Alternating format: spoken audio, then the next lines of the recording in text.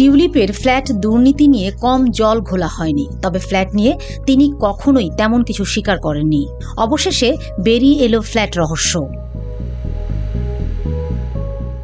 যুক্তরাজ্যের সাবেক নগরমন্ত্রী ও স্বৈরাচার শেখ হাসিনার বোনের মেয়ে টিউলিপ সিদ্দিকীর ফ্ল্যাটের মালিকানা নিয়ে যুক্তরাজ্যের পার্লামেন্টের কাছে মিথ্যাচার করার অভিযোগ উঠেছে। দুর্নীতি বিরোধী কমিশনের অনুরোধে ৬ লাখ পাউন্ড সমমূল্যে ফ্ল্যাটটি বাংলাদেশ সরকার জব্দ করেছে। একই সঙ্গে তার বিরুদ্ধে তদন্তও চলছে।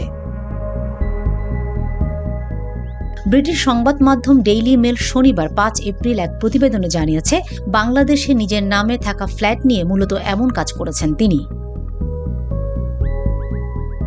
এদিকে ৪২ বছর বয়সী টিউলিপ দাবি করেছেন তিনি কোনো অন্যায় করেননি। তিনি বলেছেন ২০০২ সালে বাবা মায়ের কাছ থেকে উপহার হিসেবে ফ্ল্যাটটি পেয়েছিলেন এবং বৈধভাবে বোন আজমিনার কাছে ২০১৫ সালে এটি হস্তান্তর করেন। ওই বছর ব্রিটিশ এমপি নির্বাচিত হওয়ার পরই ফ্ল্যাটটি বোনকে দিয়ে দেওয়ার দাবি করেন তিনি।